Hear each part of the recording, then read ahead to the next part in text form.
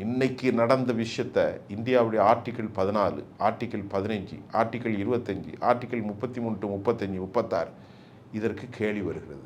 Those the people of India, அவங்க யாரெல்லாம் இந்தியர்களாக இருக்கிறார்களோ they should obey rules and regulation. இந்தியாவுடைய இறையாண்மைக்கு போகணும்.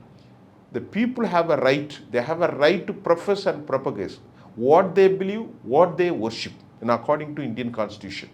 It has been given a lot of equal right of all citizens of the nation. The Constitution had made very clear statement.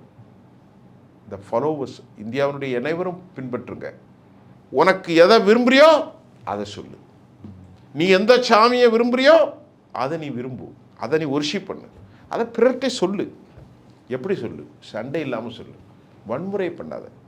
நட்பர்களாக இருக்கான், ஒருத்தன் அப்துல் கலாராக இருக்கான், ஒருத்தன் ஆறுமுகமாக இருக்கான், ஒருத்தன் அகஸ்டினாக இருக்கான், 3 பேர் ஒரு கம்பெனியில் இருக்கான்.